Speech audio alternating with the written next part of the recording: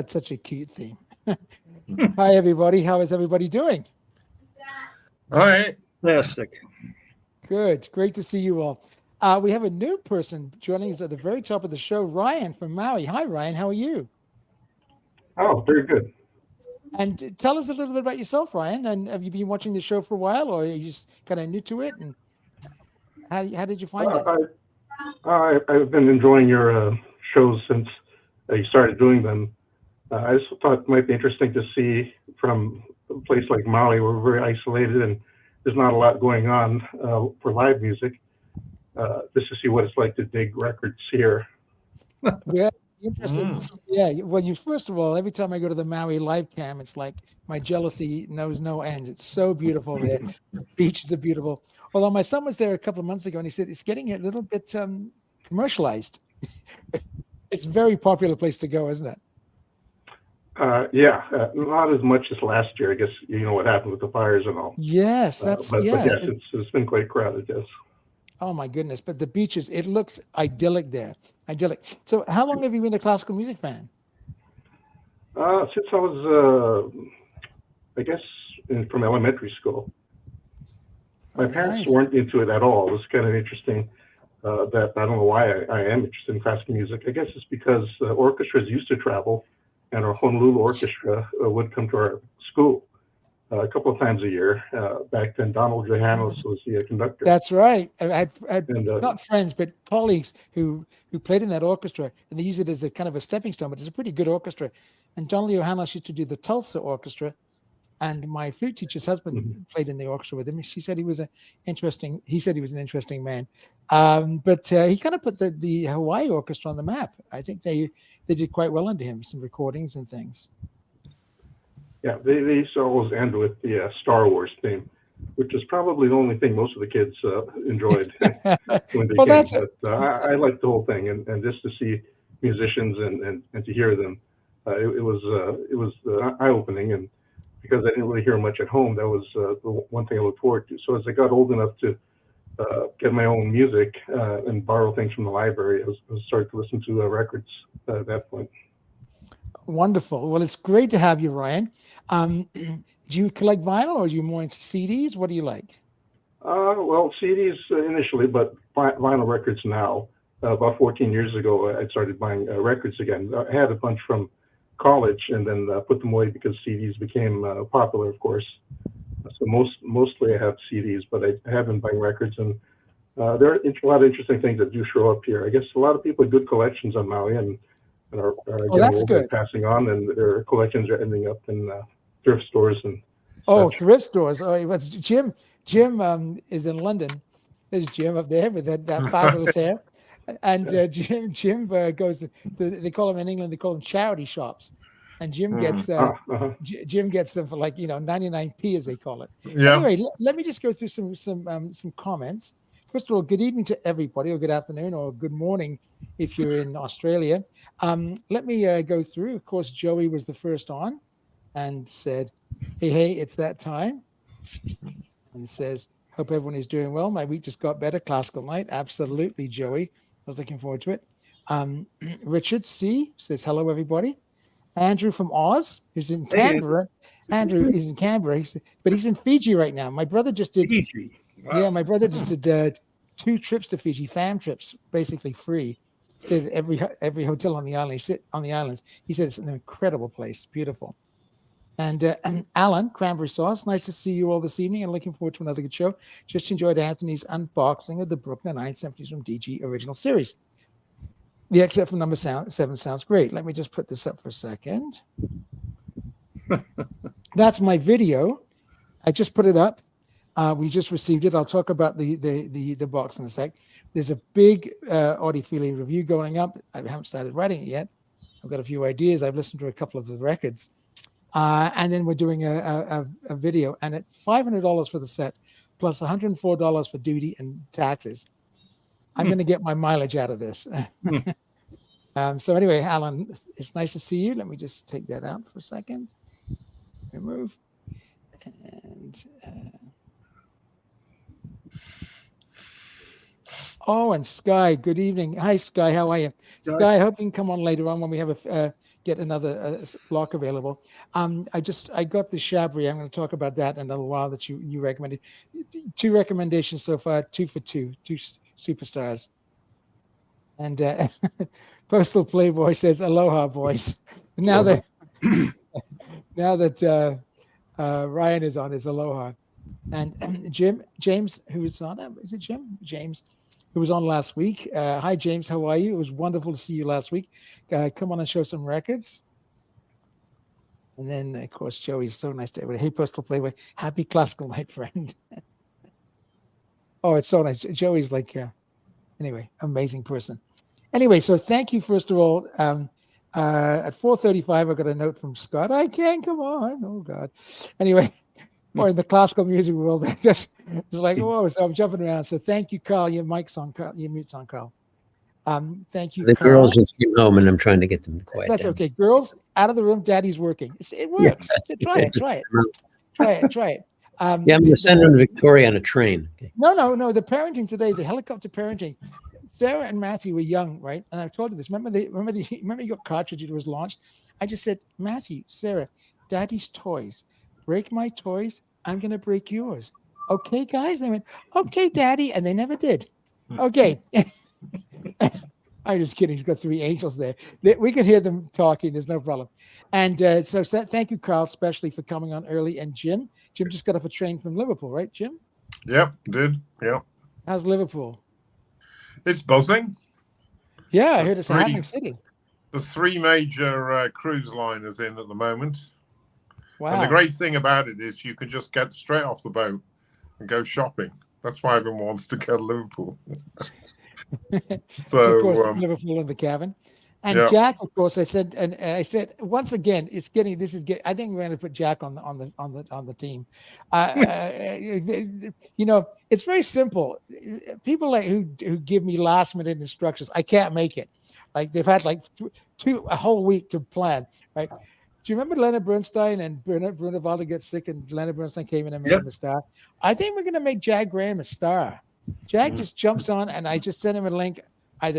Notice I used a text this week. You're either equating me to Bernstein or you to Walters. So no, which is worse. Bruno Walters. No. I'll get a cigarette and a scotch, and we can roll. you to Bernstein.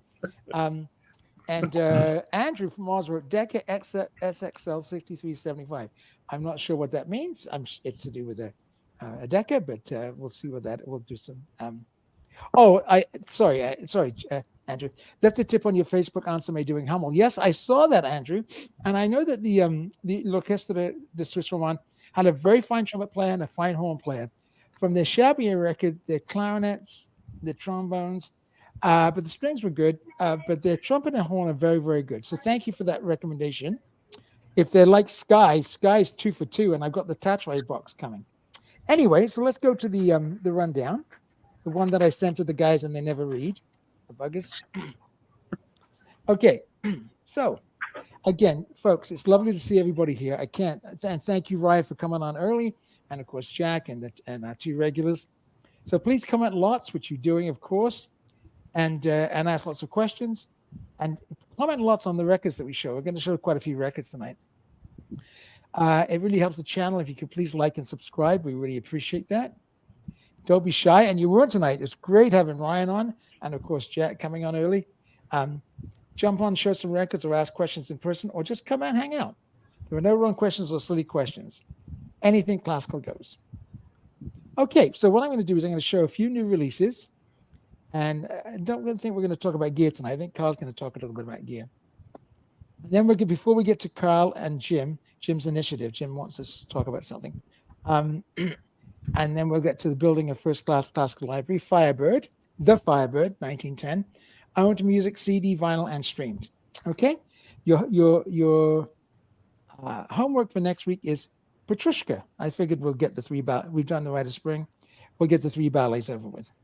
Okay, so now let me go to the new releases. Let me get that up.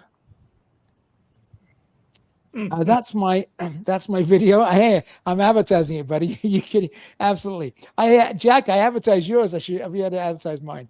So go, everybody, have a look at that. It's some people were so sweet and said, oh, the sound is great because I decided not to monetize it and put a recording in. But the only recording I could put on is something from Wikipedia.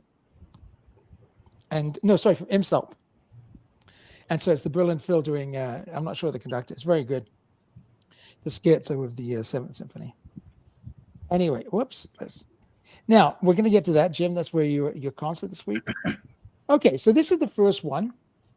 Talk about a Bruckner session. This is the Dochnani new box set coming out next month. Dochnani in Cleveland. The thing about Dochnani, Jim and I saw him in Cleveland. Oh my, it was magnificent. The orchestra sounds wonderful. The hall's wonderful. So you're going to get great performances and great recordings. Decca really nailed their recordings in Cleveland. Whether it's going to set the world on fire interpretively, some do. Like his modern stuff, he was married to Anya Silja, the great modern soprano who does Berg and Schoenberg and all that stuff. But he's a very fine, he's not underrated because he's beloved. But I think that would be a great box to get. I think that'll get sold out very quickly because there's a lot of very good performances on there. And talking of Cleveland, and I'm kind of taking some of Carl's, and please, guys, if you see it, comment on any of this, guys, and in the peanut gallery, in the macadamia gallery, right? One of our New Zealand friends wants to call it the macadamia gallery, a little classier. This is the new Anton Bruckner Symphony No. 4, which we all love, the famous horn solo. This is the Cleveland Orchestra with Franz Welser Most, and who's now recovered from cancer, which is wonderful news. And this is brand new, just out, I think, in the last couple of days on Apple Music. It's only streamed. The performance is wonderful. The sound is wonderful. Is it the last? Jim and I were talking about it earlier before he left Liverpool. Is it the last ounce of Bruckner excitement, if you can call Bruckner exciting, because it can be exciting if you listen to Eugen Joachim and Klemperer. So no, it's not. It's not. But if you want to just sit there, like Jim and I did with Bruckner 5 and Dochnani, and the music sound just wafts over you, and it's just beautiful, and you're like, yes, this is what heaven must sound like. Then it's wonderful. But if it's your only Bruckner 4, it's got to be. I think it's got to be Klemperer. I think, I rave about them. But it's very good. Anthony, I listened to that twice last night. Oh, good. Tell us what you think. And Cleveland, their brass section in the last 8 or 9 years, they were good, but they weren't what they were. Of course, I'm a little biased because I studied with Louis Davidson, who's in Cleveland. But their brass is back. They sound so good on that recording. The recording is superb. It is. When I first started listening to it, I thought that, it was a little conservative. It wasn't kind of exciting as some of the other ones. But after about 5 minutes in, it got really good. And I'm going to tell you that I think it'll be right up there in the top 2 or 3 that people regard as really, really good. It's very Anthony, beautiful. Yes, go ahead. I also was just coincidentally, I was looking at that earlier today, and I was reading some of the history of this guy, Welser Most from Austria. He had been in London, and something happened, and he left. You must know about this. I mean, you must tell us some interesting stories. Jim and I are already laughing. Okay, so without gossip, Franz Welser Most was kind of a conducting wunderkind, and he's a very good conductor. Jan and I saw him conduct the Vienna Phil in Toronto. He's wonderful. Robert Wolfe, who's coming on from the Cleveland Orchestra, adores him. We're going to be one of our guests, adores him. And the orchestra just re-signed him for like 10 years or something. They don't ever want to let him go. So he's obviously a very fine conductor. Now, when you're young and you go to London, the London orchestras are very cynical because they work so hard. They don't make a lot of money. And it's hard to explain, but they're pretty cynical. So what they'll do, they'll give a young conductor a little bit of time. But if he's not doing anything spectacular, they'll just bring the newspapers up and start reading and interrupt, and not pay attention. And you'll get the London Philharmonic, which was the orchestra who was conducting. You'll get the London Philharmonic's version of Beethoven's Fifth. You won't get Franz Welser Most. So and why not? He was young, very young. He was also sponsored by an Austrian count. And if you read Norman Lebrecht's name, he changed his name accordingly. Yes, he did. That's right.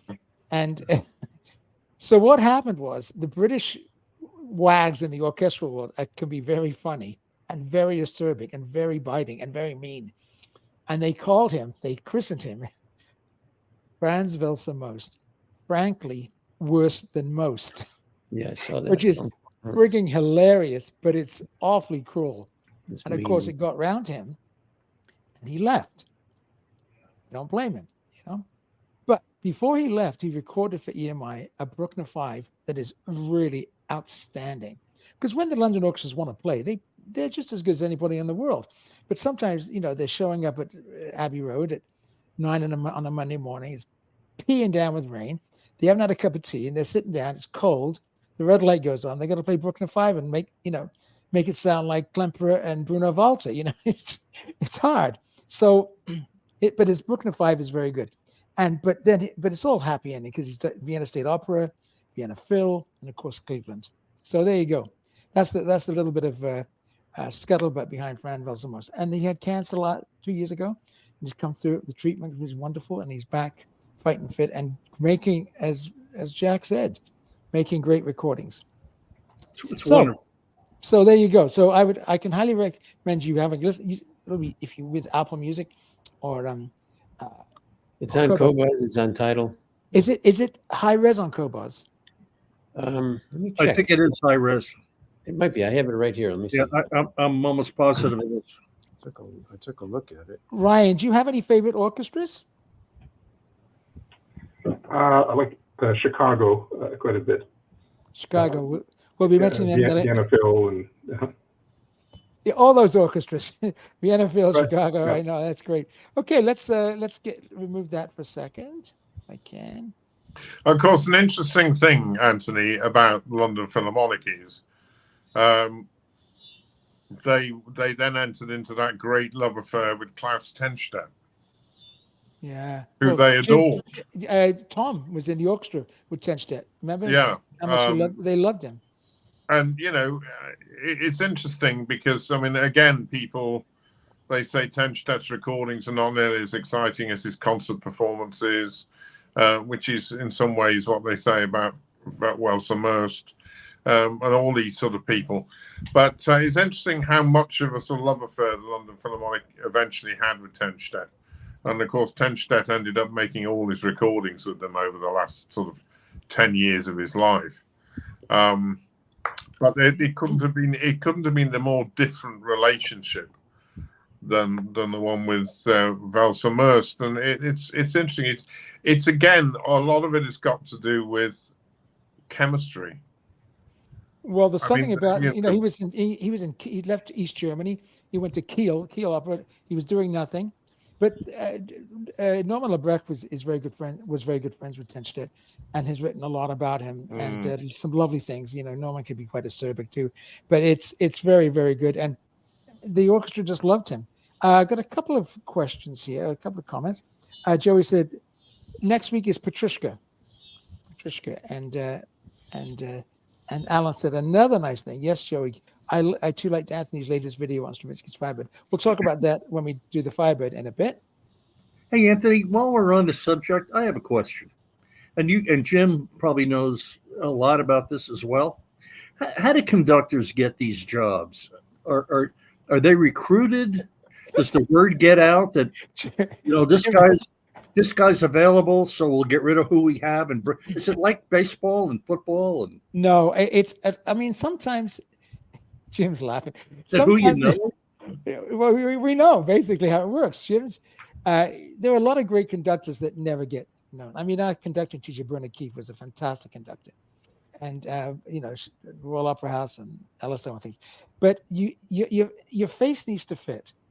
You need to get You need to get an agent. Getting an agent is the toughest thing, and what the agent wants to have is looks and style.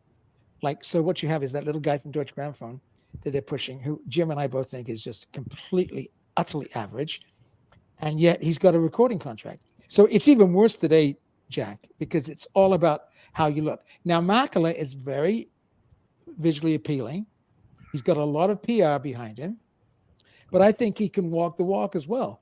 And Anthony, did you hear Hurwitz's latest? No, I don't. I'll be honest with you, Jack. People keep sending me these links about what's this. I don't watch him. I got to tell you, I know I don't observe him. I don't listen to him. I don't like people when they're so acerbic and so mean about musicians. When they are not musicians. What's that? Sorry? He just ripped him apart. After what I heard today, I may not. I thought it was just, if you don't have anything good to say, you can get your point across in 2 seconds and then leave it alone. I just talked about Franz Most, but he was young. And he used to have a great career. Now, what happens is I keep getting, and I love that, the people are very nice. Anthony, check this link out. And, it's usually this guy, he's a tam-tam player in community orchestras telling people that, they're getting lost.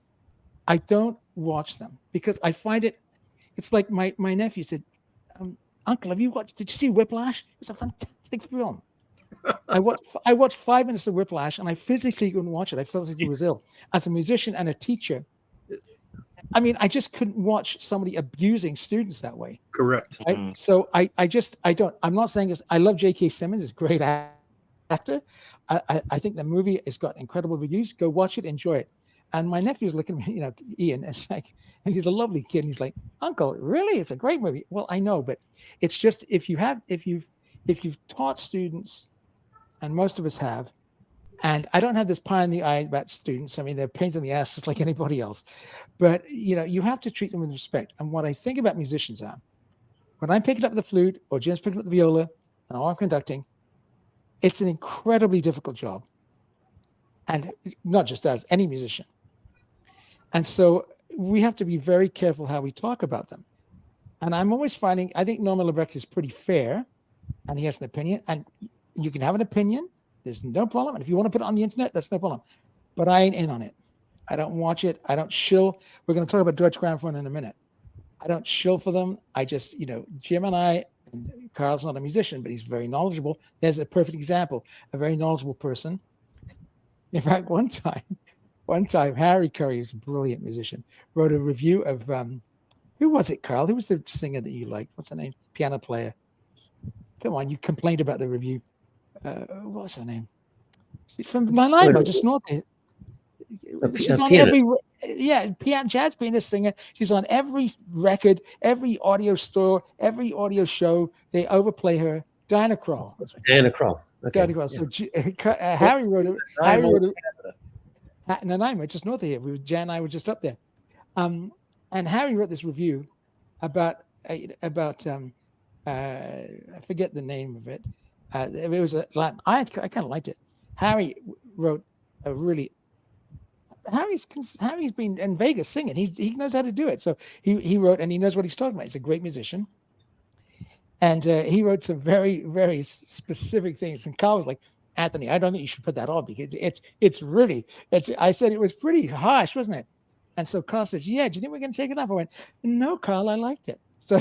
So I think if Herbert von Karajan, like I had some students once, so we're watching a video, and Toscanini was screaming at the basses over their contrabassi, that's too slow, and the young students were very respectful. I said, Mr. Kershaw, what do the musicians like to be yelled at like that? I said, no, they don't, but we don't mind being yelled at by geniuses. It's just we don't want to be yelled at by idiots. And that's the problem. So when the gentleman you're talking about is blathering on every day with 17 different videos about, and 9 times out of 10, when I've watched him, I've agreed with him about the performances. So he's got some great things to say. But when you start about Makela saying the most hateful, unpleasant, untrue things just for, views and social media crap, I don't like that. So when people send me links about stuff, about shilling stuff and this guy and other stuff, I just don't. It kind of depresses me. I turned it off. I couldn't listen to it. I turned it off after about 2 minutes. It's unnecessary. Well, it is.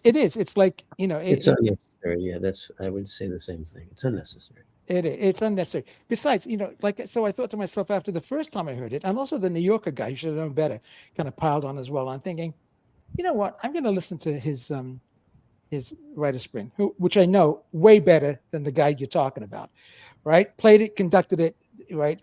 I haven't played the tam-tam in some community orchestra, right? So I'm listening to it. And I think it's okay. It's nothing exciting. It's nothing fantastic. It's fine, but it's the Orchestra Paris, Jim, and it's certainly an acceptable performance. But the way they went on about it was like the most boring, awful nonsense. It's anyway. I don't want to go on about it, but it's uncalled for. But guys, you don't have to send me that guy's links. I don't watch him. I blocked him. I just don't listen to him. Okay. The other thing is going back to Jack's point about how these conductors get hired. Oh yeah, sorry, Jack. That was is that That's my a lot of conductors make a lot of play to try and get various orchestras to like them or want to employ them, or hopefully, maybe give them the chief guest conductor job or the associate conductor job or whatever. Certainly in the UK, there are a number of, conductors who think they're rather special that certain orchestras just won't touch.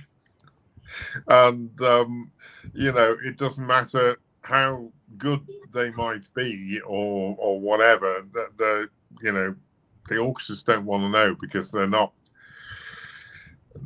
interested in that sort of what would you say, sort of glamour show, really. And I'm not going to name names because we'll get done for libel, but it's always been funny. You hear on the grapevine, oh, so and so, actually sort of said, well, I should be the next one in line for music directorship of whatever, and then you hear somebody saying, oh, never, I'm the chairman of the orchestra. Never in a million years are they ever going to get anywhere near that job. And sort of you just think, well, it's such a minefield. And I think it is generally the only way you get the jobs today, unlike the days of, sort of Reiner and Sell and people who were sort of imposed on orchestras in one way, but were fantastic in others. Is you've got to have a good agent who actually gets on well with the orchestras, and the orchestras trust his judgment that he's got the goods. And I know a couple of orchestras that have hired music directors, professional orchestras, and they've only worked with them once, but they knew immediately after 10 minutes that they wanted this person. Well, the CBSO, I mean, these guys, they had Rattle once. They said to the managing director, who I've known, go hire him. Yeah. Then they had Andrew Nelson's. Yeah. One rehearsal, go hire him, because they want to get them. A musician, like when I'm doing, I hate to say this, but when I'm doing equipment reviews, I can tell most about equipment in about 25 bars. Like really, we've heard it, we played it, done it, sat in the middle of the orchestra from every seat in the house. I can hear it. Now, of course, to get the fine tuning and the finer points, it takes a long time.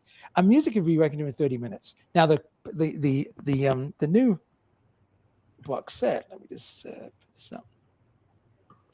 The new box set that Jack wants me to send him is going to take me a little while, but I'll get it done fairly quickly. We're going to be cleaning them and playing them tomorrow.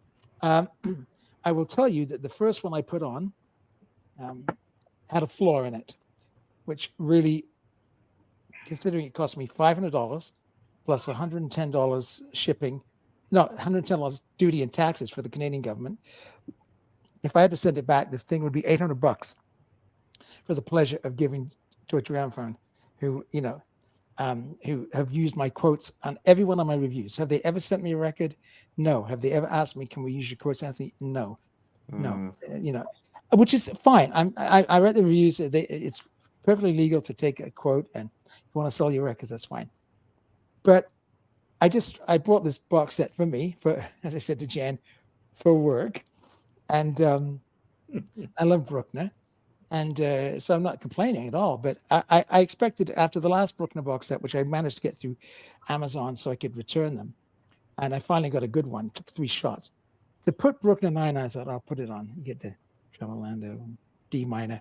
And all of a sudden, Jan's looking at me and I hear, boom, boom. Let me see if I got it. I'm not sure if I put it on this. Yeah, here it is. And I got that. The very beginning of Brooklyn Nine, a nice little bubble that is not dirt and is embedded in the vinyl and cannot be taken out. So as I'm listening to the opening of Brooklyn Nine, my favorite part of Bruckner, I think, that opening, I hear boom, boom, low bass. And it didn't mistrack the cartridge, which is interesting. But there's a flaw already. It's a $500 set. This is after a disaster of overfill on the last two. And because I don't shill, and I try to tell the truth every time, it's going in the review. I don't care. Sorry. It's a lot of money. And I like Jack. I don't want Jack to spend $500 and then not, there's only 2,000 anyway. It's going to be sold out probably in a day or two. But anyway, but there you go. It just goes to show. As far as Conductor is concerned, Jack, what happens is, you've got to get an agent. To get an agent, you have to get some shows. It's like getting an equity card in England. To act, you've got to have an equity card. And to get an equity card, you've got to have a gig. So it's like, so you got to get an agent, and then you got to look good. And I call it the dead German conductor's outfit. You show up. If you do this in London, you're a dead man. You show up, you're skinny, you're handsome. You show up with a carry-on sweater tied around your throat, and you watch your Rolex on the inside, right? It's over. The musicians are going to kill you, right? So yeah, it's a little bit political, like everything, Jack. But sometimes there are very talented people that it all works, like Makler. He's got Concertgebouw in Chicago. Trust me, the LSO and the Vienna Phil, they don't have a conductor, they don't have a music director, but they all wish they had Makler. Trust me, Chicago and Concertgebouw got in early, right? So anyway, yeah, I hope that answers your question, Jack, of some sort. Jim and I've got some experience with it. Okay, so I like James's comment. Thank you. It's difficult enough to make it in the professional classical. That's true. And James's son is in the principal violin of the Calidor String Quartet, so he knows. And his other child is a musician as well. Don't we want more people involved in listening? Well, that's true. And I think, my mom used to say, if you can't say something nice, don't say anything at all. And Correct. Sometimes musicians have to be critical, and sometimes we like to be funny, and sometimes we like to be a little bit gossipy, and sometimes, quote unquote, a little bit bitchy. But there's a level, level. And we're doing it because, I bought the Bruckner because I love Bruckner. I love vinyl. I wanted to hear it. And then I want to bring it to our readers and viewers. But I didn't do it to do a video and just slam it, because Herbert von Karajan belonged to the Nazi Party once for like 8 minutes. It's such an easy target, to nail these guys. So that I prefer not to do that, and I don't usually watch it. Okay, and love the honesty. Well, we like honesty. It's just sometimes, it was interesting. This video, I don't want to bring this guy up again, but he did a video which I didn't watch, which I got linked to about 10 times from the viewers and readers, which is very lovely. It's nice to be thought of that way. But this guy talking about the difference between CD and vinyl. Oh God, that old chestnut. I thought, for respect for the viewers, I'll have a quick look. And within 2 minutes, it's like, I can't deal with this. Like if you like CDs, Carl loves streaming. Fantastic. Carl loves digital. We joke about each other all the time about it. Anthony, I got 9 emails for me to do a video on Straight Talk with Jack. About that video. I said, no, it's been done. It's. Do you know what it is, Jack? People like on the internet, they love controversy. And these vinyl guys, this vinyl community, whatever the hell that is, these guys, when they go, there's enough live streams of people talking about politics and religion and bitching. That's why I stay off them. I know all those guys. Yeah, so do I. I know. I know them all. I don't want to. I don't deal with them. I don't want to deal with it. It's just. I want to deal with you guys because you're honest and it's fun. We try to be fun and try to be nice. Anyway, enough about that guy. But anyway, and if you like it, those videos, watch those videos, enjoy those videos. As I said, 9 times out of 10, I agree with him musically, but it's just the avenue. Life is very short. It sure is. Okay, guys. So, Jim, let's get to you now because we're having a great chat. Ryan, please don't be shy. If you have anything to add, jump right in. Just say, Anthony, could you put a sock in it for a minute, man? You just never shut up, right? And it's hard being the host sometimes. You don't want to be stepping on toes, but please just jump right in, okay? So, Jim, you had. I want to just put up an image that you sent me. There it is. Jim, can you explain what that is? Well, I was taken last Friday at the Royal Albert Hall Promenade Concerts, and that's the BBC Scottish Symphony Orchestra. And they were actually playing Mozart's Clarinet Concerto with Anthony McGill, who is the principal clarinet of the New York Philharmonic. And he has a very interesting sound. It's quite a soft grained sound. You know, the old style Boozy and Hawkes 10-10 clarinets that were all, you know, he has, I think it must be, he studied in Chicago, and he has, I think there must be an American sound for clarinets these days, but it's a very soft but a beautiful sound. And he certainly made a great impression on the audience. The second half was the orchestra playing incidental music from A Midsummer Night's Dream by Mendelssohn, and sadly it was not as successful as the Mozart clarinet. Oh God, why was that? Well, mainly because they had a youth choir, which, you know, nothing against youth choirs, but you know, the Albert Hall is a huge place. I mean, it seats between 5,000 and 7,000 people.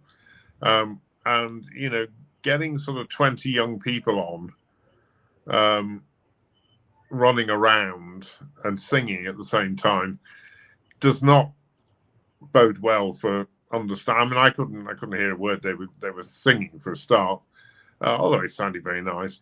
And then they had two sort of young principals who were supposed to be playing Oberon and whatever, and they were supposed to try and reenact the bits of Midsummer Night's Dream that Mendelssohn had wrote the music for. But I'm afraid in a hall the size of the Albert Hall, it just didn't work.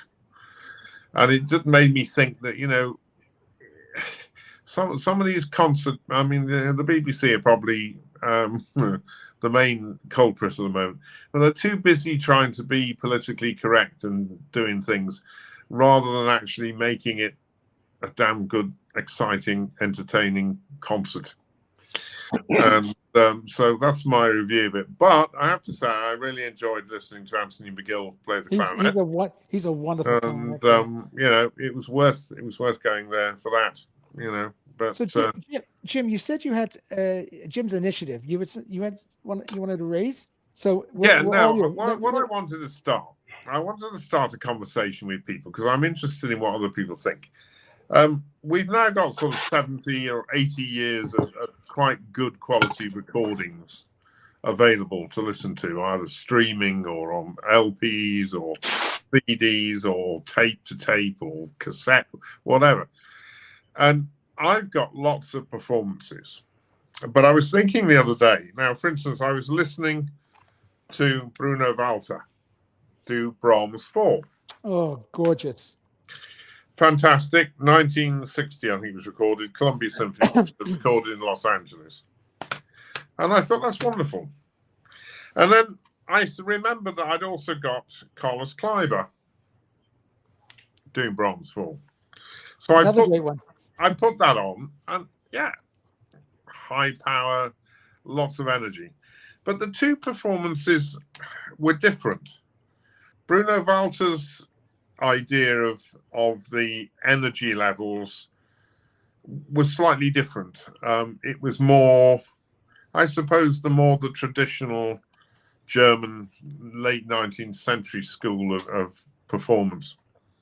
Whereas Kleiber is, you know, it's no holds barred, you know, hot metal,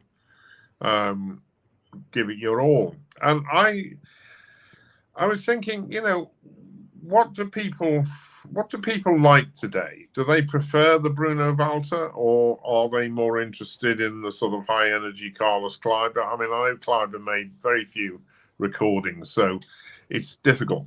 So I also got another one, and this is Liszt Faust Symphony with Simon Rattle, Berlin Phil. I think this was a recording he made at the very beginning of his time. I don't think he throw was that up again, Bud. Could you throw that up again? Oh yeah. Okay. No, I think it's fantastic performance, full of energy. The string playing is absolutely amazing.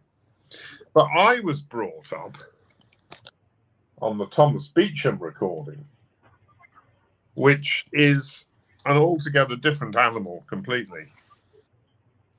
And so I was thinking, we seem to now have the choice between different styles of performing this music. And I'm just interested in what people think of that, which they think, which do they prefer? Or maybe they've not even thought about that yet, or maybe they will this week. And, you know, has anybody on the panel got a similar idea? Have they got two recordings? One they think is like high powered, you know, whatever, and the other a more Viennese-ish, or a different phrased, a different musically phrased performance, and whether they like both of them as much, or whether there is one particular way, you know, because we've got so many recordings now that we can listen to. So what do people think? Well, James, one quick thing. Right?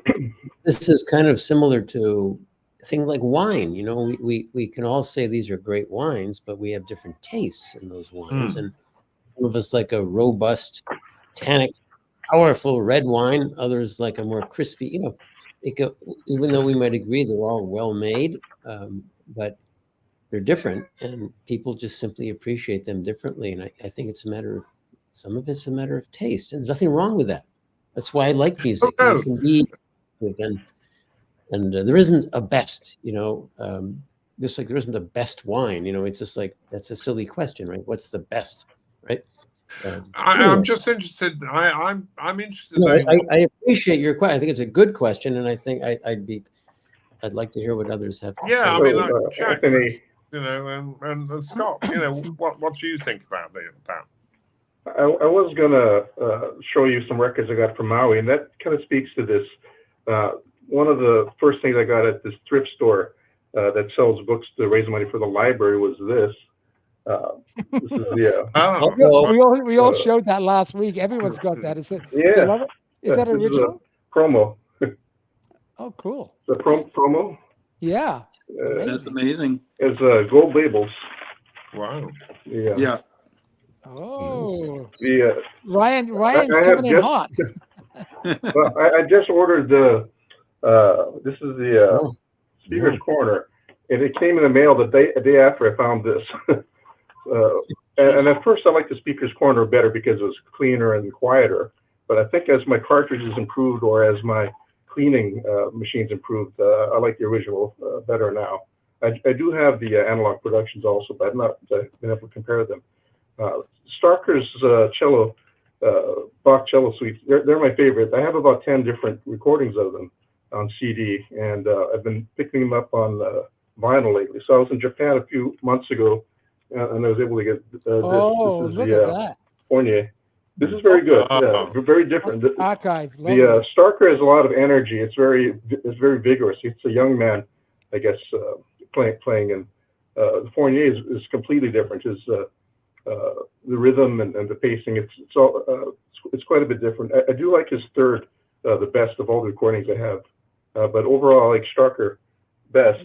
I guess I also have Yo-Yo Ma's third swing at it. I became interested in it because of his 1997 recording. I guess that's when he did his collaborations with the Gardner and the Kabuki artists, Ice Dancers, Mark Morris's Dance Theater Troupe. That was his second recording. But I guess going back to Jim's question, I like having all of these different interpretations. I have, like I said, about on vinyl probably about 7 or 8 things. Casals and Right. Rostropovich also. But I do like. I probably listen to Starker the most, but I do go back to the other ones. They're all very different styles. Some much more dance, sort of sound more like dance suites, I guess. Starker not as much.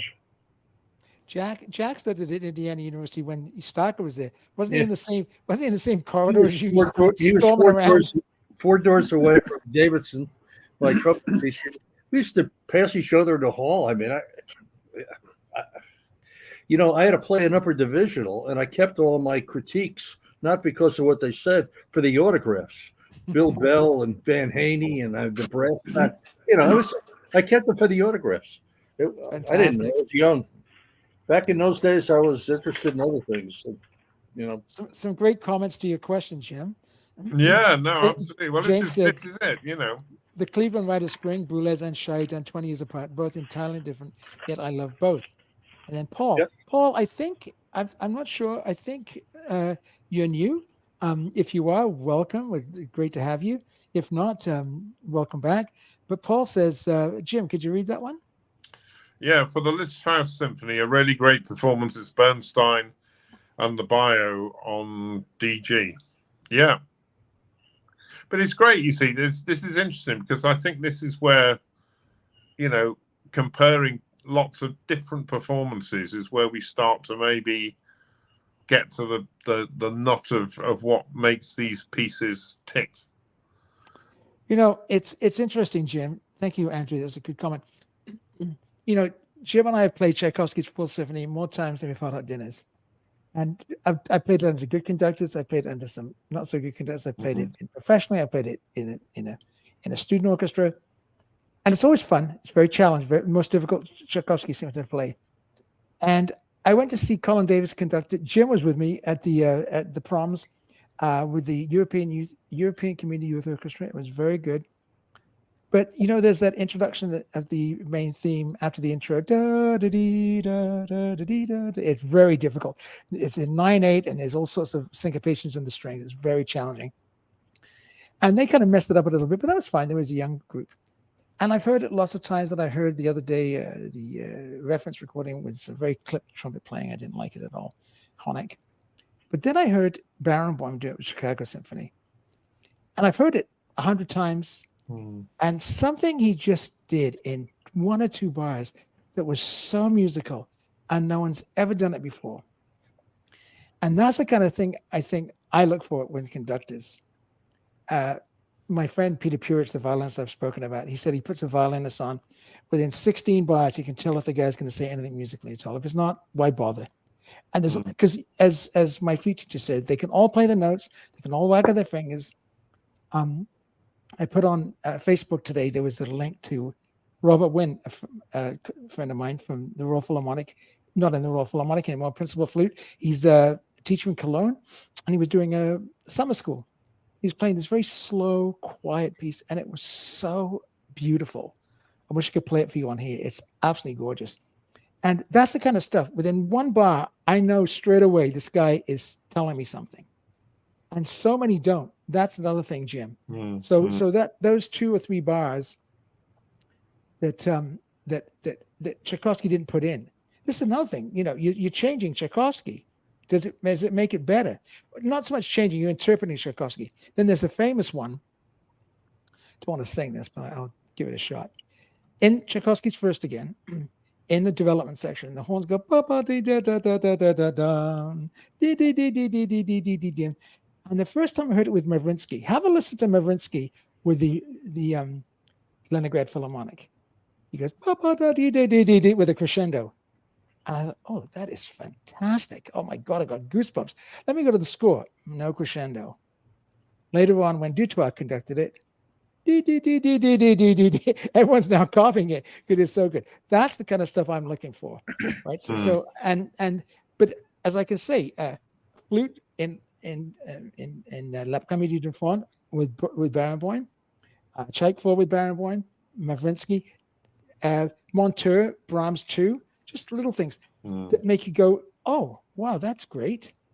Because, you know, the Vienna Phil and Berlin Phil, they can play it without the conductor. Trust me, they don't need the conductor.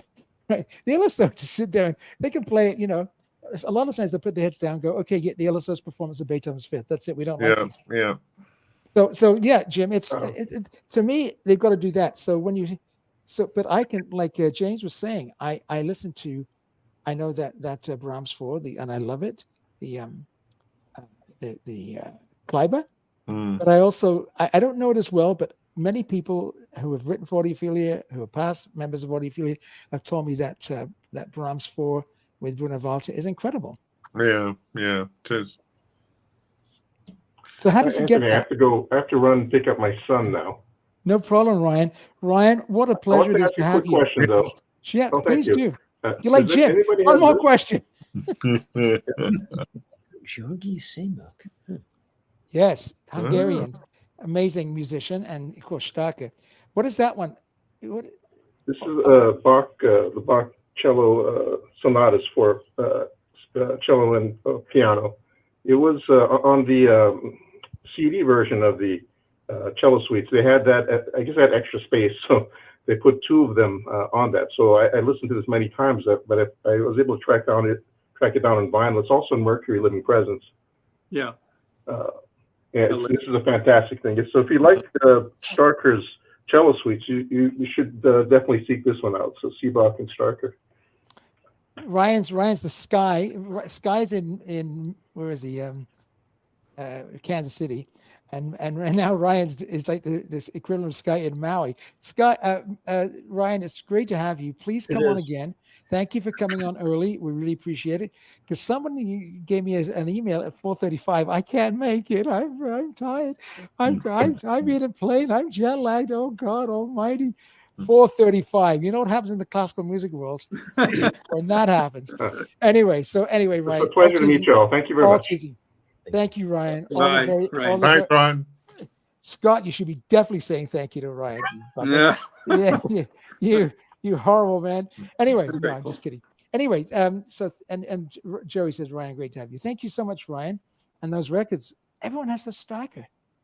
Yeah. I've got it. Scott's got like 10 pressings of it. Jim, do you have a version of the Bach cello suites? Well, I do like Fournier because Fournier is a personal favourite of mine. And I've got the Rostropovich as well. I heard Rostropovich do it live at the Barbican, all 6 suites. So, and you know, there was something about Rostropovich. Maybe it was that night or at that time. I mean, he was quite elderly, but there was an energy and a sort of magic about the guy on that stage that seldom, you know, in 50 years of concert going, you know. The other one was Muti doing Bruckner 6 with the New York Philharmonic. Oh yeah, you mentioned that. I didn't go expecting it to be any good. It was absolutely phenomenal. I still hear it in my head today. Well, you know why? Because the New York Phil get crappy notices because they're a very good orchestra, but they're a little bit like a London orchestra. They've got a bit of an attitude. Yeah. The hall's been knocked down and gutted 5 times. It's better now, I've heard. Right. So, and then they get somebody like of quality like Muti, who says he can be quite a bit of a bugger, Muti, and he probably just expected and just drilled it into them. You will play. But you see, that's the thing, isn't it? I mean, what is it about the Bruno Walter doing Brahms 4 that is different, but is, you know, equally valid and, you know. That's good. Here's your homework. Sorry to interrupt, Jim. Just to add on to your point, bud. For the people in the audience and people watching live and in the review in the rerun, if you want to know what Jim's talking about, Bruno Walter, there's a video with Bruno Walter conducting the Vancouver Festival Orchestra, whatever the hell that is. Basically, a pickup orchestra with the Vancouver Symphony and the CBC Vancouver Orchestra from that 1960-65, the Vancouver Festival. And he comes in, he goes, oh yeah, second trumpet, first horn, Pausan, you know. Okay, we'll start with the Brahms 2, right? Oh, flute, too loud. Right, and he goes through, and then he just sings the parts that he wanted. And all of a sudden, he transformed this orchestra from this pickup Vancouver band who don't want to be there to this, sound like the Berlin Phil. How the hell did he do it? Just through his, and it's very much like Werner Tirschen, the timpanist from the Berlin Phil, talking on one of these videos that he said, I used to study with the score. I'm looking at the score, and he looks up, he said, the conductor, nothing special there. He starts going back to his timpani, and all of a sudden, Furtwängler walked into the studio, and all of a sudden the orchestra changed, and Werner Tirschen, the timpanist, looked up, and just with Furtwängler walking in, the orchestra loved and respected him so much. The whole orchestra changed, like, stop playing, right? I mean, Jim, we've done that. Someone's walked in, like, right? And it's like when your boss walks in and you're looking at Facebook on your computer. He's trying, right? It's the same thing. So if you checked out, sorry, Jim, I didn't mean to interrupt you. No, sorry. Check out that video with Bruno Walter. He's conducting Brahms 2 with the Vancouver Festival. Sorry, Jim. So that's why I think, how does he do it? A little postscript to this little joke is when Bruno Walter passed away, the New York Times phoned up Otto Klemperer and said, "Oh, Dr. Klemperer, have you heard that Bruno Walter's passed away? Have you got a comment?" And Otto Klemperer is alleged to have said, "Ah, well, now I can put up my fee." Just before we get to Carl, Dat One Phoenix. Dat One, a great name. I think a nice motorcycle. I think you've been on before, but welcome. If you haven't, welcome. If not, welcome back. A great question and a challenging one, but I think we'll have a go at it. Top 3 must-have classical records for an amateur. Okay.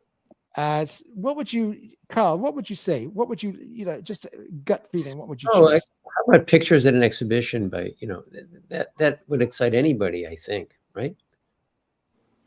Yeah, absolutely. Yeah, I would put the Firebird there. Okay, and which one, Jack? What would you say? I think the Firebird needs to be there. Well, after Carl's done his, we're going to do the Firebird. So, Dat, check out the Firebird one and make sure you choose my choice, okay? Because mine. Yes. Okay, and okay, and Scott, what we've got the Firebird. We've got Pictures and Exhibition by Mussorgsky, arranged by Ravel for orchestra. And what would you choose? I would choose Scheherazade, I think. And which one would you choose? The Beecham, of course, right? The Beecham or the Reiner? Go on, the Reiner. The Reiner. The Reiner, if you're an audiophile. There you go, Dat. Reiner for the pictures, Reiner for Scheherazade. And the Firebird, you got a few choices coming up. Great question, though. Now, there's one thing I want to do. This is an interesting one. Tech writer. Barenboim's piano Beethoven concerto with Klemperer on HMI, his master's voice, pressed in Great Britain. Wonderful. I love Barenboim. I love Klemperer. Listen to the right hand. On the fifth concerto. And Barenboim's playing Young Argentinian Wunderkind. That splat, and he hits the wrong note. And they didn't edit it. Now, what do you think about that, guys? Before we go to Carl, would that wreck it for you? It wrecked it for me. I'm sorry. I'm so shallow. That's it. There's too many great recordings. Every time I hear that bloody note, it drives me nuts. What do you think about that, guys? Is that being too shallow?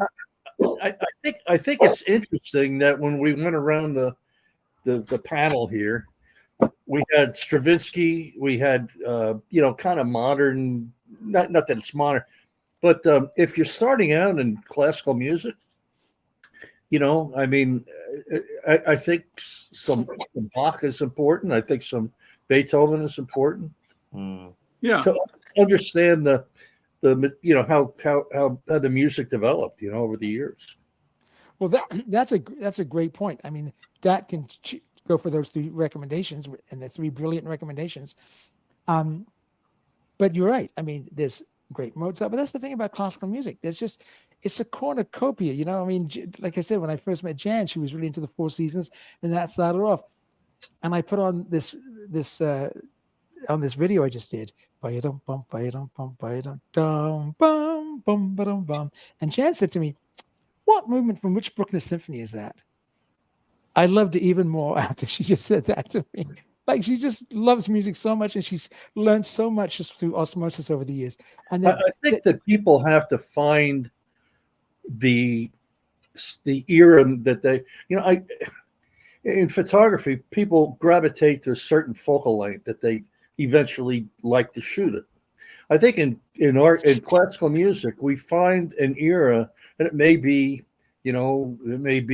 Stravinsky or it might be Mahler, it might be Beethoven, but you find out what you like. And I don't know that many people who sit and listen to Renaissance music and listen to Stravinsky. That's right. Yeah. That's a good Wicked Exile. That's a great suggestion. If you buy the Royal Ballet Gala, you'll get great music, including Nutcracker, which is beautiful. Get a streamer. Just buy a streamer. That's a streamer. You can get everything. That's right. Carl's going to talk about something in a second. I think you can look forward to. Okay, Carl, I'm going to go to you, buddy, and we're going to get your streaming section. Okay, then we'll do the Firebird. Well, I have a final question for Jim. Oh God, you buggers! Okay, really quick, because okay. Sometimes pieces of music, we really don't know how the composer intended them to be performed, right? Like, I think if I'm not mistaken, Bach's Goldberg variations, we don't know everything we would need to know. I mean, the piano we use today wasn't even developed then. So, part of this is part of, again, it's more about what we like to hear or what comes new. I mean, I have, like, as time goes on, I've had different recordings of that I've now, of course I love Glenn Gould, but I appreciate newer things as well. It's different, it's done differently, different interpretation. So if you throw that in, it really gets interesting, right? Well, absolutely. That's a really good point, Carl. Yeah. I mean, because harpsichords in those days were well, they're not as advanced as they are today, but they were the absolute ultimate of musical sophistication of that time. I mean, Bach had a 3-manual harpsichord, which had only been introduced about 20 years probably before that. I mean, the fact that a great point. Do people prefer to listen to Beethoven on period instruments with all the sort of incumbent, slightly different squeaks and sounds, or do they prefer to listen to Karajan or Klemperer? You know what our conducting teacher said? He used to tell Jim and I, what is it, historical instrument performance? It's an excuse to play out of tune. He used to call it, rather a simplified version of it. And and some of my friends who were really, great professors at the college in London, they said, Bach would say, haven't you got anything better yet? In 300 years. So good point, Saul. Okay, let's get back to Carl. Carl, let's do your streaming. Sure. Yeah, so I have a couple of things. One was what coincidentally several of us had somehow listened to it in the last several days, which was I guess that was the. Let's take a look. Was this the one that we all were talking about with Franz Welser Most, right? That was that was. I mean, I had that there because I actually thought it sounded interesting to me, and the story behind it also interested me. So I thought that was. But we've already talked about that one. Great cover too. Oh, and by the way, it is high resolution. It's 2496. So you were right. I just forgot which one it was.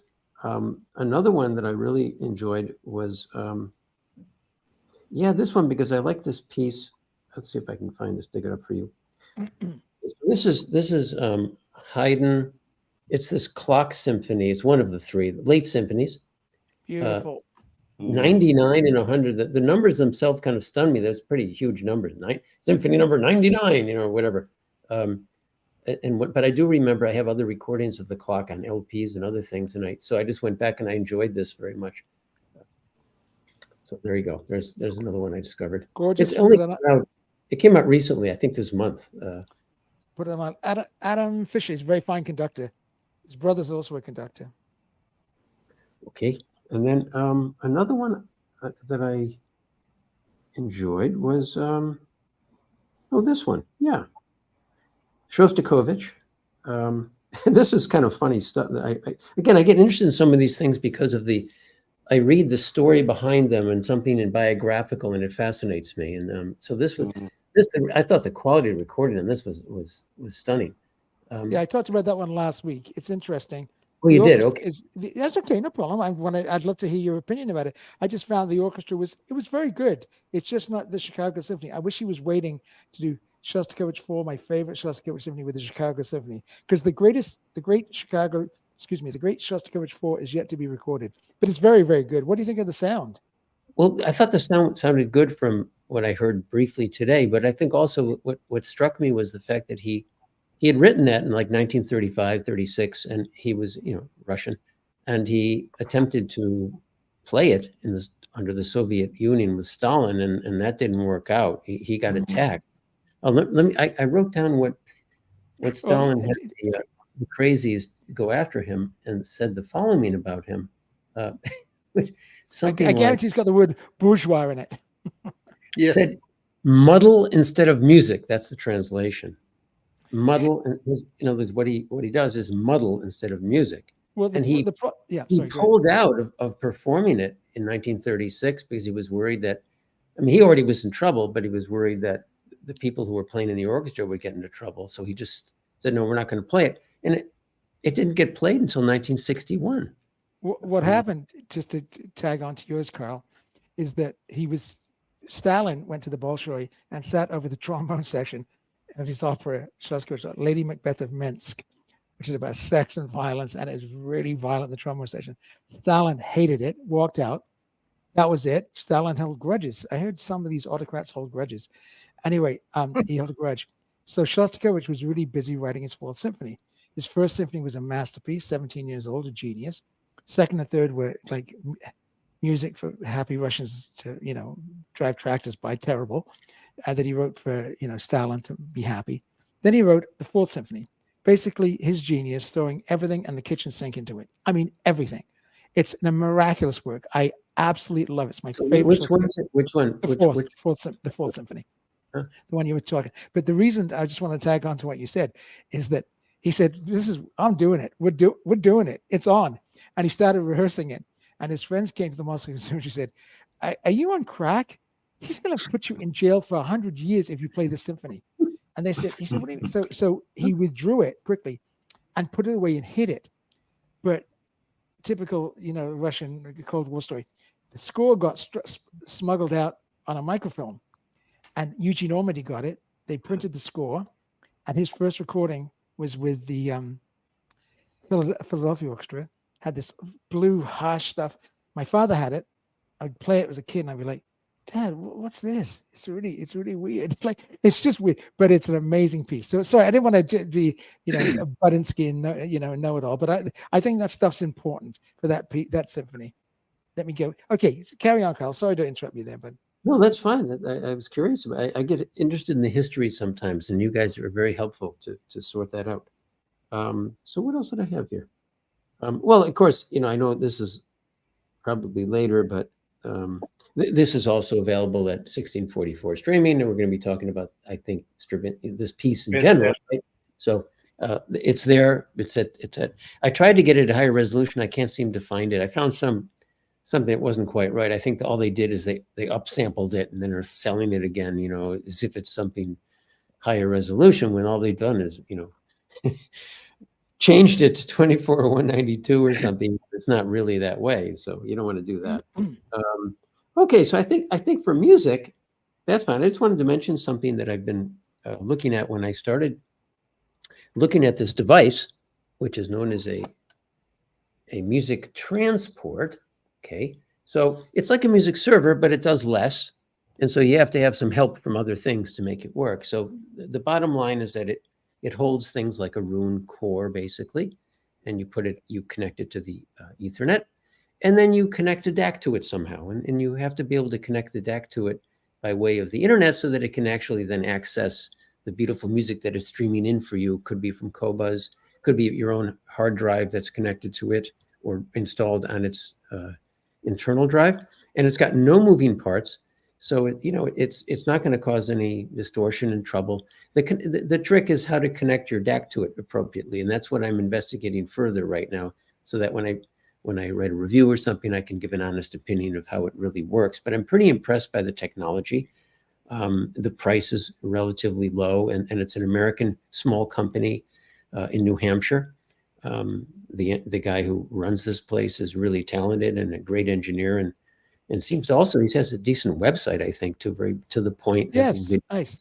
And so I think, I'll say more about it as I learn more about it. So right now I can't say much more because I wasn't able to get it to work in Indonesia because the internet system there was simply not compatible with my computer. It was kind of, you may remember sometimes the things would start spinning, and I'm so glad to be home. Can you show us the unit again, Carl? Yeah. Can you show us the unit again? So this is the front of it. And the rear, yeah. There's no moving parts. It's one solid piece of aluminum. And this is the back. Okay, so you can connect, you can't connect the DAC to it directly. So I don't want to go into that right now why, but there's a reason for it. And I'll explain all that, when I get others. So like a music server normally would have a way of quickly connecting your either it has a DAC built into it, or it has an easy way of connecting your DAC directly to it, which is what I have now. A very expensive music server. It does all of that for me. It's on the internet. This is different, where it's much less expensive when you isolate the components. So, for other people, question for you, Carl. Yeah. Oh, that sounds very interesting. Where will your review appear? Well, Audiophilia, of course. That's where all my reviews. James, where the hell do you think you are? I'm just kidding, James. Okay, Carl, thank you so much, bud. Okay, sure. It's going to be an Audiophilia. Probably won't be for a little while because we've got a pretty full schedule. Yeah. Okay, I'm going to jump these. Sky, I see you there, my friend. I'm going to put you on in a second. Just got to talk about the Firebird briefly, show some images, then we'll get you on. Okay, it's a very busy night tonight. So here we go. Okay, so just to let you know, as we start off our building and library, the Firebird. This was one. I'm just going to advertise my latest review. Got about 1,000 views so far. Go and have a watch. It goes into detail why I think this is one of the greatest recordings of not just the Firebird, but of anything ever. It's amazing. So we'll go around and we'll talk. So we're looking for the Firebird Complete Ballet, 1910, and he did. Stravinsky loved money, as we've talked about, and he didn't like not having the copyright that was done in Russia. Yeah. He couldn't transfer it, so he did them all again for Boosey and Hawks, and he did 3 suites because it's a big orchestra and people love the music. But anyway, that's a must. So if I was doing my choice, not only is that the greatest recording of the Firebird and the greatest performance, I think it's the greatest recording performance of something ever. The LSO's playing in that is absolutely stunning. Watford Town Hall, absolutely brilliant. If you watch, Scott has. Scott has the 45 version of it, which is incredible. I just said the 33. Right. This is the reissue, the Bernie Grumman Classic Records reissue. The original is fantastic. There's also a speaker's corner, which is supposed to be very good, but you get a choice of 4. Bernie Grumman was supposed to redo it for ORG, but ORG went bust, which is a shame because his ORGs are amazing. Now, this was very highly regarded by our reviewers, and did someone on this team recognize that one? Dr. Nani, Vienna Philharmonic Firebird. Anybody heard it? I find it I find it slow, and it's very good. I think the LSO is much better, but hey, different strokes for different folks. Hang on, let me get you up there, Jack. Let's see what you got there. Just the CD version. Which one's that? So and you like it? Yeah, that's good. It's 1 or 2. Do you have another recording there? First or second. It's a great recording. Do you have another recording to show us? Yeah. Very I think a little underestimated is the Detroit. It's brilliant. As a trumpet player, I want to know, did you notice anything about that? Yeah.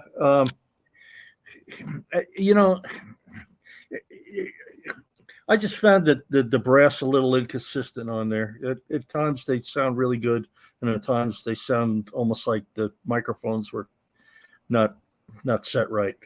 Interesting. Have a listen to at the end when he says, the great stagecraft by Stravinsky, close the curtains, and you have the chords, and you have the strings, just the last 8 bars.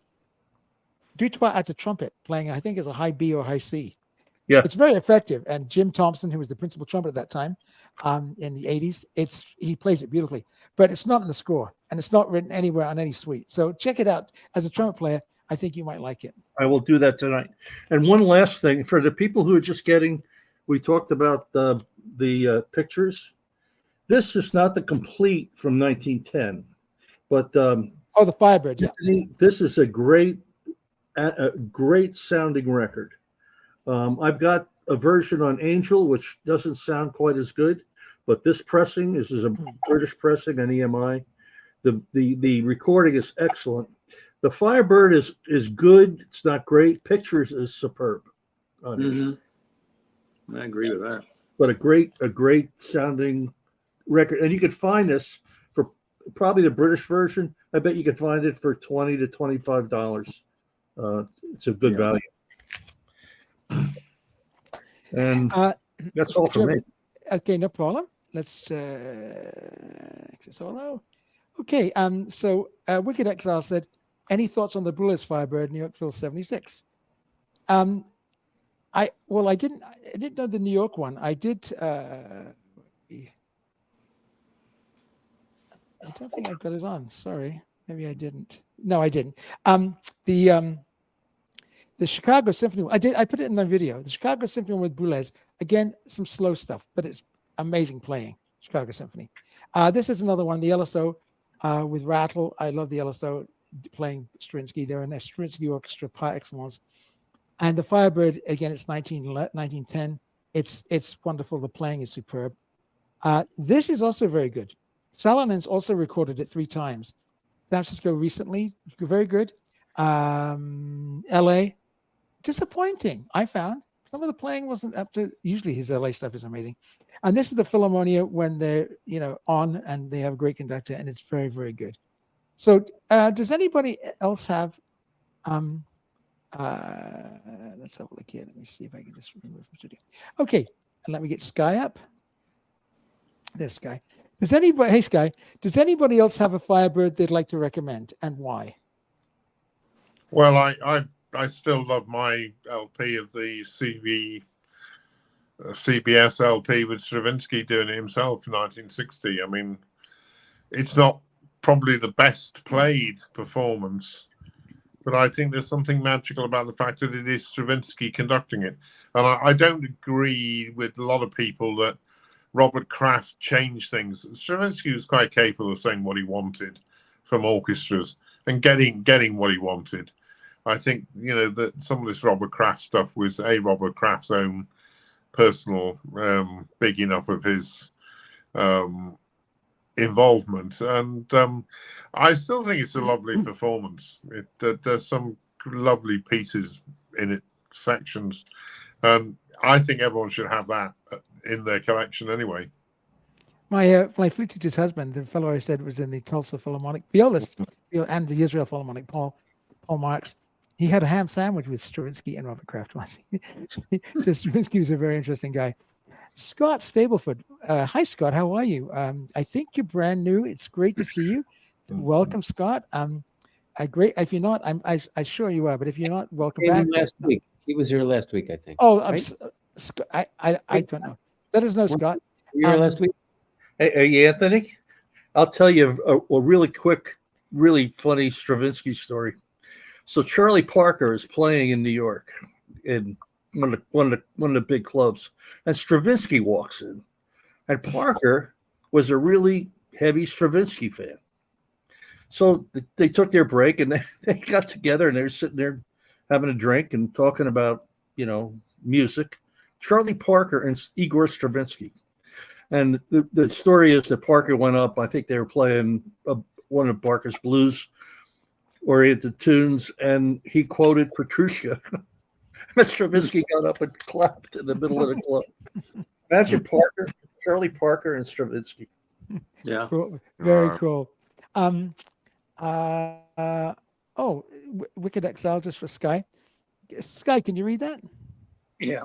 Hi, Sky. I coincidentally played the Haydn quartets by the Tetrier Choir last week. I was knocked out. What are your thoughts? I ordered them. It's such a wonderful recording. It's interesting that we are talking about the ballet performance, and it became so much orchestral performance. It's quite mind-boggling to me that I think the best recording you can really listen the Firebird is, I suggest you go to a next concert, because that's where you're going to really experience the live performance of the Firebird. If you see it anywhere, don't hesitate, just go and just experience the ecstasy, I suggest. Scott asked a question about the reference recording. I think that's IG 08 with the Minnesota Orchestra. Again, the recordings by Dr. Keith, Professor Keith, Dr. Johnson. That's somebody else. Professor Keith Johnson. Absolutely spectacular. Do you have that, Scott? Do you have that recording? I do have it. I haven't played it in a while, but it was sonically spectacular. Yeah, it's not like my first go-to for a performance, but I'd like to play it again on my system now.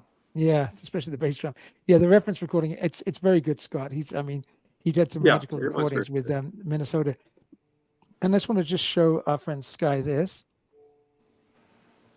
Woo! Sky, you were spot on. I'm going to give you my 2 minutes on this. That's the Chablis. What do they call it? eBay. eBay got it. It was sealed. It was dished a little bit. The first side 2 is fine. It didn't distort the record at all. But Scott and I always laugh about Decca and London pressings, and everyone's saying they're the same ones. And sometimes I hear a difference, but I think that's who knows, probably nothing. But this one, there's no difference. This sounds like a Decca. It's remarkable. Sky, you are spot on. The recording is amazing. The performances are wonderful. In fact, I would say that España is as good as the Argenta LSO. It's really which good. has surprised the hell out of me, because that's like the benchmark, and it's really good. The orchestra sounds great. The recording, Roy Wallace in Geneva, Victoria Hall, man, is he great recordings. So anyway, yes, thank you so much. So the Tatra is coming. So you're 2 for 2. The Tatra is coming. I got 2 more whenever you. Okay. Our guest from Maui. What was the gentleman from Maui? What was his first name? Scott. He came on earlier. You've all forgotten already. How dare you? So did I. Anyway, a lovely young fellow from Maui, and he came in hot and heavy with records. So Sky, you're part of the team. You got to come up with some good stuff. So here we go. Sky, you're on. All right. Here's a Brahms. This is a string quartet number 1 and number 2. This is an absolutely a wonderful album. Now let me see. This is on stereo by Qualiton. So this is made in, I think, Hungary, and these are really. I don't think you should sleep on it. It's extremely good. It's very melodic, dark. And I think Brahms, as I think most of your audience maybe know, that Brahms was extremely critical for himself. So I know I heard that 80% of what he wrote is he actually tossed it. And so knowing that this string quartet, I will highly recommend that you find a copy and listen to it from the beginning to an end, and you will really like it. And I will segue to another recording. I'll segue to this another recording is the Dvorak cello concerto. Now I do have the 45 version with the Starker, but not everybody can get that. And here's a great recording as the Rostropovich, and this is on label. Yeah, beautiful. HMV, but it's funny. It's so funny when I got these 2 recordings together to show tonight. I didn't realize that how much actually the Brahms had influence on Dvorak itself. So as you all know, it's actually the Brahms really pushed the publishers to publish Dvorak's work. So it was quite coincidence that I got these two records back to back, because they played quite a bit of the fond relationship between them. So those two records are I highly recommend. Fantastic, Sky. I can, when you come on, we start spending money, so we have to be careful. Okay, just in the last little while, I'm just going to go to some of the comments. We've had some fantastic comments tonight, and we've been so busy yapping around about music. It's wonderful. Let's have a look here. So, Scott said, thanks. Love the show, by the way. We love having you, Scott. And then Wicked Exile said, Qualiton is a division of Hungariton, which we all know. Also, CDs. I have some Hungariton CDs. The Liszt Chamber Orchestra with Janos Roller. If you ever get anything by them, they're wonderful. And a lot of people have gone and got Wicked Exile's Sky's suggestions, including myself. So, just in the last couple of seconds, guys, anything to add as we leave? Nice to see you, Scott. Thanks for dropping by. Really good to see you, bugger. Scott, where have you? Did you just get home? No, I'm not even home yet. I'm still traveling. I'm with a friend in Palm Coast, Florida. I just got here this afternoon, and it was really late, so I hardly had settled in. I'm jet lagged. Anthony, I look like crap. You saw how I looked. Yeah, you look like crap. No. I'm glad you're with us. Anyway, guys. So, Carl, thank you so much for the streaming tonight. Some great stuff. That Haydn clock symphonies I'm going to look at. Adam Fisher, he's a great conductor. And if you're going to buy that on CD, it's like $7, right? You have some great, interesting questions tonight and some probing questions. When are you going to see your buddy Simon conduct the Bavarian Radio in Bruckner? I don't think he wants to see me, so I have to go to London and ask Jim for a formal introduction. I know how to do it. So when are you going, Jim? It's the 5th of September. Oh, okay. So now you're away again for 3 or 4 days, but between Wednesdays you're going to the Edinburgh Festival. Is that correct? I am. Yeah, I'm going to see. You tell that woman to get you back here on time for the show. No toilet, no trains, no planes, buses, airplanes. No. Anyway, have a wonderful time, and we'll hear all about it next week. Scott, great to have you back. I'm glad. When are you back home? I'll be back for next Wednesday for sure. Oh, that bloody hallelujah! Praise the Lord. Very good. Sky, great to see you again, my friend. Thank you. Yeah, it is. We had a lot of people. Ryan from Maui. That's it, Ryan. Thank you. Right. Ryan. Wicked Exile said Ryan. James says Ryan. And I'm thinking it going, what are they saying Ryan for? I'm so slow. I'm a conductor. So the real question is, when does Joey come up? Yeah. Joey, I mean, look, there's no, he comes up in his own way. You're the MVP, Jack. We get that. But man, Joey, if he comes up, he might be pushing you to the side a little bit, I know you don't mind. You're as good as your bench. Your team is as good as your bench. We got a great bench, like the Democratic Party of the United States. We have a great bench. Oops, should I have said that? Okay. Okay. I gotta go. Bill Clinton's talking tonight. Okay, no, just kidding, folks. Just kidding. No politics. Anyway, guys, listen. Have a fantastic week. It's wonderful to see you all again. Just hang on while I hang up, and then we can just talk. And Anthony, I'll alert my postal delivery lady that a big heavy box is on the way. No, you're getting this. You're getting this, my friend. Where are we here? You're getting this. I finally got the British pressing, which I must admit is absolutely mind-blowing. So I gave Jack, who's so nice to me, the shitty Dutch press. No, it's the Dutch pressing is very, very good. It's very good. Thank you. Yeah. The British pressing is anyway, and there's another record in there. Plus, what else did I send you? Anyway, you'll see. Anyway, what do they call it? The Vinyl Community Love Train. There you go. Anyway, guys, thank you so much for tonight and for the incredible peanut gallery. Thank you, gentlemen. Good night. And James, thanks, guys. Enjoyed it. Scott, we watched the Victor Pressing Matters. Great collection. It certainly was. Yep. And that's it for tonight. Okay, guys. Thank you so much. Okay. Bye, thanks, everybody. everyone. See you next week. Take care. Thank you. Bye. Bye-bye.